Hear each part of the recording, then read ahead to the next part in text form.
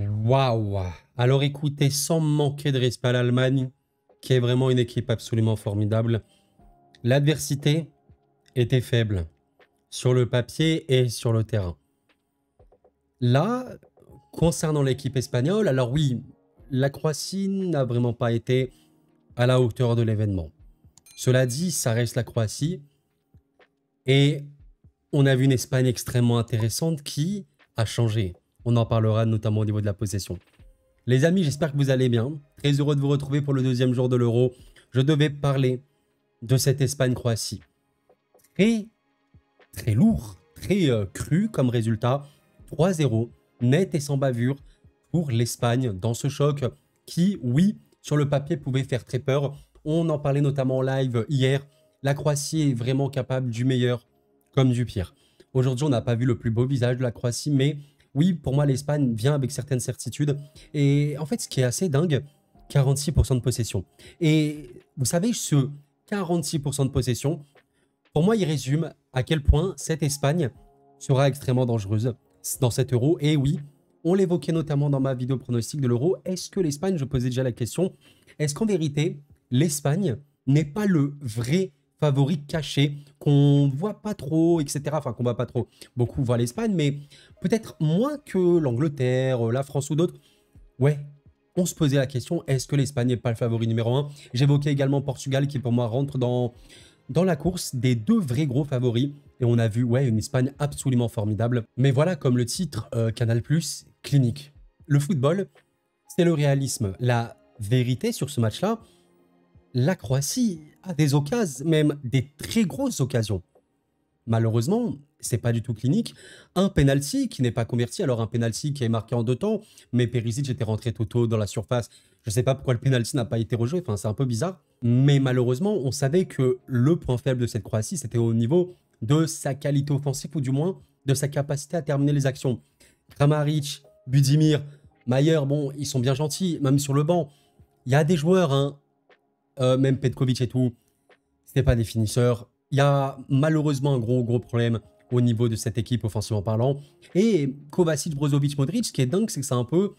Bah, c'est des milieux, certes, mais c'est un peu les joueurs qui peuvent le plus marquer avec peut-être, pourquoi pas, Gvardiol.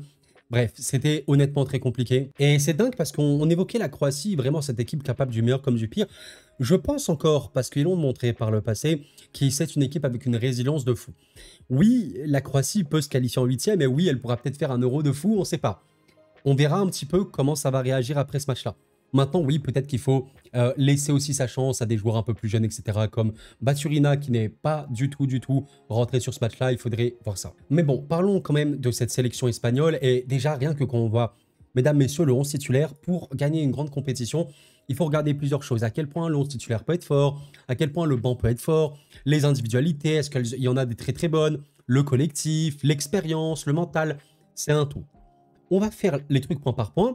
Bon, déjà, le 11 titulaire, bah honnêtement, Pedri, Rodri et Fabien Ruiz, bah c'est très bon. Honnêtement, c'est très bon.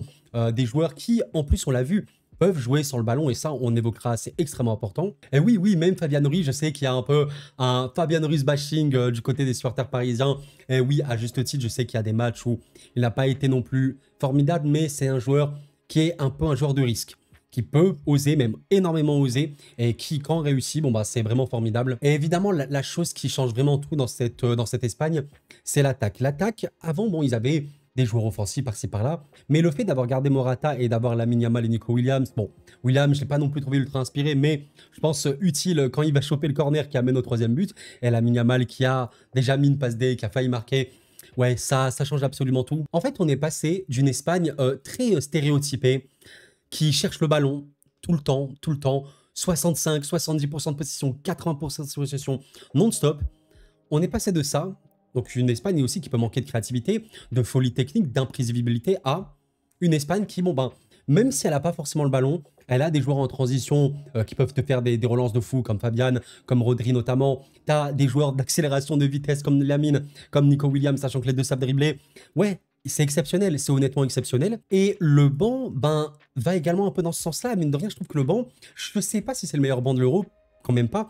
Mais Oyarzabal, c'est un magnifique joueur de ballon, très précieux, même à la relance, même, oui, on va dire pour combiner, c'est super bien. Mine de rien, des joueurs un peu plus défensifs comme Zubimendi qui ont fait des très bonnes saisons. Moi, j'aime également beaucoup Mikel Merino qui est ultra polyvalent, qui peut jouer un peu dans tous les postes du milieu, mais en tant que milieu central, il peut être super bon. Donc déjà, c'est un banc qui est vraiment correct. Dani Olmo, bah, personnellement, je suis vraiment fan de ce joueur dans la fleur de l'âge, 26 ans, extra utile. Et ça, c'est le banc. Ça, c'est rien que le banc. Ça prouve à quel point cette équipe, elle est polyvalente.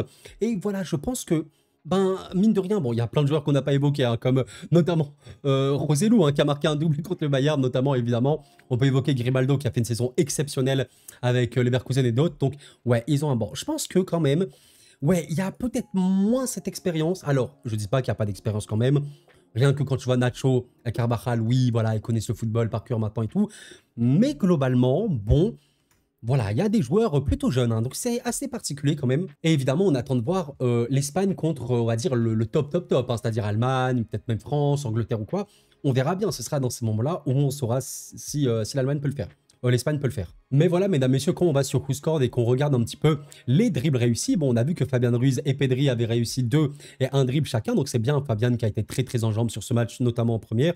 On a quand même regardé un truc important, Nico Williams et Lamine Yamal, c'est 2 dribbles et 3 dribbles réussis. Et ça, c'est vraiment un truc, c'est un indicateur qui montre justement que ces mecs-là peuvent déstabiliser une défense, apporter un danger de fou qu'il n'avait peut-être pas avant. Évidemment, Dani Olmo est rentré et a fait droit dribble, très bon. Record du match juste derrière, enfin égalité avec Lamine Yamal. Et derrière Kovacic qui, oui, ouais, j'ai pas trop compris pourquoi Kovacic est sorti. Encore Modric, je pouvais comprendre, il était vraiment pas dans le match. Kovacic, j'ai trouvé qu'il proposait, il driblait, il apportait ce danger-là. Bon, écoutez, c'est le choix du coach. Moi, je vous avoue, ça me dépasse un peu. Enfin, quand je dis dépasse un peu, je ne prétends pas mieux connaître la sélection croate que le coach, mais ouais, je pense qu'il pouvait encore apporter, donc c'est un peu dommage. Alors, je vous avoue, mesdames, messieurs, je vous invite à donner votre pronostic si jamais vous êtes chaud. Cette Espagne-Italie qui arrive s'annonce absolument invraisemblable. Il faut vraiment voir qu'est-ce que l'Espagne va faire contre cette Italie-là qui, je pense, globalement, défend mieux que la Croatie parce que la Croatie, pour faire court, il y a un potentiel offensif, je pense, très bon, notamment parce que c'est une équipe qui est très verticale. Ça joue vraiment énormément vers l'avant, il y a juste ce souci de finition. Par contre, ouais, défensivement, la Croatie, bon, ça n'a pas montré des choses ultra rassurantes non plus. On sait que ça peut honnêtement faire des bons matchs, hein, mais il faudrait qu'ils jouent complètement bloc bas et la Croatie aime avoir le ballon. Donc on verra contre l'Italie, hein, qui peut refuser le jeu, qui peut voilà, bien défendre, on verra bien. Mais si l'Espagne bat l'Italie 3-0 net et sans bavure, quasiment un match à sens unique comme on a pu le voir sur ce Espagne-Croatie, bon honnêtement ouais ça peut être très dur. Quand je dis match quasiment à sens unique, évidemment que la Croatie a eu ses occasions, rien que quand on regarde les trucs, il y a plus de tirs côté croate, il y a autant de tirs cadrés et ils ont plus la balle. Voilà, donc c'est une vérité. La Croatie aurait dû marquer, je suis totalement d'accord avec vous. Maintenant, ouais, il faut être clinique et ils ne l'ont pas été. Et vraiment, moi, je suis fasciné par vraiment cette équipe d'Espagne qui est arrivée à l'époque à avoir le ballon et à être ultra puissant pendant la période 2008-2012. Ensuite, ça a chuté, bien évidemment. Et rien que quand on voit la dernière Coupe du Monde ou le dernier Euro, je ne vais pas dire que c'était un peu l'Espagne une caricature d'eux-mêmes, mais un petit peu, c'est-à-dire avoir le ballon non-stop, et c'était très problématique. Rien que quand vous prenez ce match-là, match merveilleux où le Maroc s'est qualifié au tir au but. Tir au but, mesdames, messieurs, 8e de finale, le match il a duré 120 minutes, mais regardons un petit peu les stats. 77% de possession pour l'Espagne. Ça, c'était l'Espagne qu'on n'aimait pas. Alors oui, c'était l'Espagne de Luis Enrique qui avait déjà montré de très belles choses, je suis d'accord avec vous. Même le précédent Euro, en vrai, si Donnarumma fait pas un Euro absolument lunaire, en vrai, l'Espagne gagne l'Euro. Je pense que l'Espagne gagne l'Euro, c'était déjà très fort. Mais regardez, à l'époque, qu'est-ce qu'il y avait? Ben, il y avait toujours Olmo. Il y avait, voilà, toujours des joueurs. Bon, Busquets était là, mais Pedri était là. Gabi, là, n'est pas là parce qu'il est blessé. Mais offensivement, bon, à Olmo, Asensio, Torres, c'était sympa, hein, je suis d'accord. C'est sympa sur le papier, c'est des joueurs de ballon, très techniques. On connaît, c'est l'Espagne, il n'y a pas de problème. Ils ont le ballon, oui. Mais, est-ce que ces joueurs-là, c'est l'explosivité, l'imprévisibilité, le dribble, la percussion, la vitesse. Individuellement, bam, il te défonce un gars. Est-ce que c'est ça? Non. Non. Et c'est ça qui change tout. Et c'est pour ça que vraiment, moi, je voyais pas l'Espagne. Il y a un mois et demi environ, j'étais en mode, ouais, l'Espagne, je les mets dans ma tête, mais pour moi, c'est vers les 5e places. Plus le temps est passé, quand je préparais cet Euro, plus j'étais en mode, mais en fait, l'Espagne, factuellement, ça a toujours été une équipe qui était ultra dominatrice et qui pouvait, on va dire, contrôler le jeu. L'axe c'était merveilleux, mais pas assez d'explosivité. Et j'étais en train de me dire, mais attends, mais il y a Williams et il y a Lamine Yamal. Est-ce que tout va changer? Je ne sais pas si tout va changer, mais pour moi, ils battent notamment cette Croatie-là. Bon oui, le réalisme, mais parce qu'il y a notamment Lamine qui fait un vrai bon match. L'explosivité, la précision de la passe, cette imprévisibilité qui a été importante. Et Nico Williams qui a explosé et chopé un corner pour marquer notamment le troisième but il me semble, c'était Carvajal qui a mis le troisième. Donc on verra contre l'Italie, ce sera un indicateur formidable, mais forcément très hype par cette équipe espagnole. Est-ce que pour vous, c'était le favori numéro 1? Maintenant que la compète a commencé, alors on verra les entrées en lice de l'Angleterre, du Portugal notamment, de la France et tout, mais c'est vrai que maintenant, je le disais dans ma vidéo pronostic, je vous invite à aller la voir, ouais, il y a un monde où Portugal et Espagne sont peut-être les deux favoris, vraiment deux gros favoris, et en dessous il y a peut-être Angleterre-France. Dans l'Angleterre, alors moi je vois l'Angleterre flop, mais dans l'absolu, c'est une équipe hors norme. L'Angleterre a beaucoup moins, je trouve, cette clarté dans leur jeu et ça peut leur poser problème. Mais bon, oui, l'Angleterre a tout. Hein. L'Angleterre a tout pour gagner, ça je suis totalement d'accord. On verra bien, je pense quand même que voilà, la Croatie a eu ses occasions. On rappelle une Croatie qui avait beaucoup de mal à proposer quelque chose, a eu des occasions, pas qu'un peu. Donc attention, je pense que les matchs avec l'Espagne peuvent être absolument dingues. Hein. Moi j'avais pronostiqué ce match-là en mode 4-2.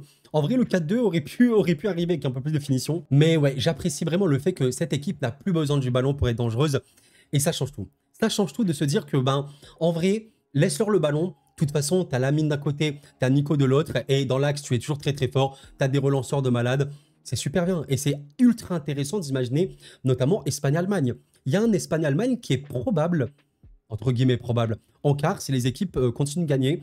Un Espagne-Allemagne, waouh, mais ça va être choquant, honnêtement. Bon, et je vais quand même avoir un dernier petit mot pour la Croatie, que c'est vraiment une équipe que j'aime beaucoup. Ouais, cette équipe est tellement capable du meilleur comme du pire. Elle peut gagner un euro comme elle peut le perdre en poule. Croatie-Albanie, maintenant que tu as un goal à virage de -3, ouais, t'as pas le choix. Il faut battre l'Albanie. Et si tu peux, il faut les battre avec un gros score. Attention, mesdames, messieurs, ça va être très compliqué pour la Croatie d'exister. Si ce match-là n'est pas remporté, ça peut puer très fort. Mais nous verrons bien. Les amis, j'espère que vous avez apprécié ce très court débrief qui en vrai était surtout plutôt une pensée vis-à-vis de l'Espagne et tout. Je peux pas faire des débriefs avec des images et des photos et tout parce que j'ai pas le matériel, littéralement, je ne peux pas faire ça. Mais ouais, on part sur des standards très hauts. Hein. Sur cet euro, beaucoup de buts. À l'heure où je m'exprime, Italie-Albanie n'a pas eu lieu. On verra ce qu'il en est. Je pense pas qu'il y aura une autre vidéo aujourd'hui. Voilà, parce que ça fait quand même un petit peu trop. Je ne suis pas un YouTuber qui a 500 000, 1 million d'abonnés qui peut me permettre de faire plein de vidéos d'un coup. C'est pas possible. Mais si jamais je me développe sur les autres réseaux, je vous le dirai sans aucun problème. Les amis, merci d'avoir suivi cette écho. Prenez soin de vous et la paix sur vous.